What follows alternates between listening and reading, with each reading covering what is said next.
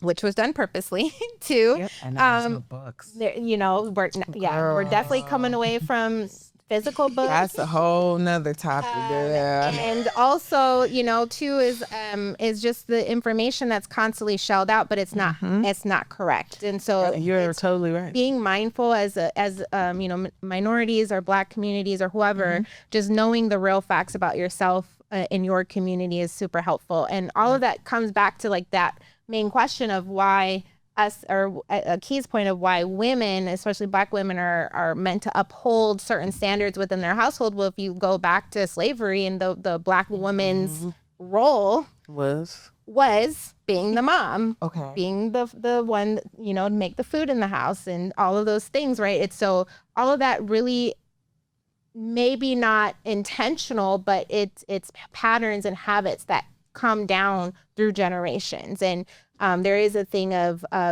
having traits by genes, right? Your mental traits, and just like depression is can be inherited, so can some of these other natural instincts that we think we're supposed to be doing X, Y, and Z because all of our ancestors have done so, but that doesn't necessarily mean that that's the only way or the correct way to do something in our life. And I think that's something that's really important for us women to really understand, that we can do whatever we want and not be feeling sorry if we're hurting someone's feelings today.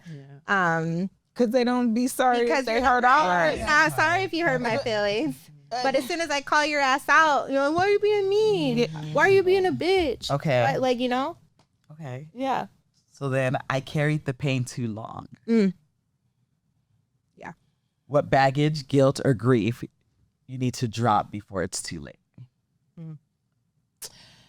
For this one, I think about it regularly, and I say, even though I understand everything and I've gone through a lot of work of processing and things like that, I still have not learned how to forgive my younger self for making the mistakes that I felt like I was too smart to make. Yep.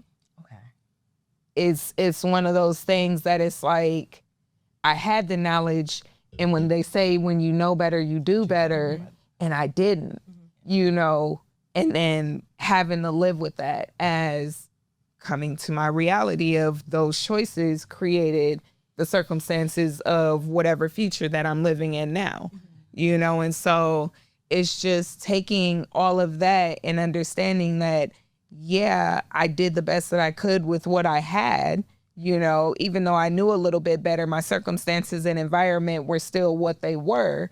And so I still acted through trauma, through grief, through, all of those other things, disappointment and, depression and things like that. And so just learning to forgive that part of myself and leaving that where it's at so that I can really, truly just flourish.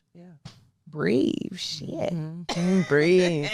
I feel that. I feel like mine would be, and it's real personal because it's like, this is my biggest regret ever. Like, and I know they say you're not supposed to have any regrets, but this is my biggest regret, that I did not do more for my oldest daughter. Yeah. Because it's like, you just what you said, while I was listening to you, but it's like, I didn't know better. Right. And I was scared. And that's something I should have acted, because when it comes to kids, people are ruthless. And you should be ruthless when it comes to your kids, but I just did not know. Yeah.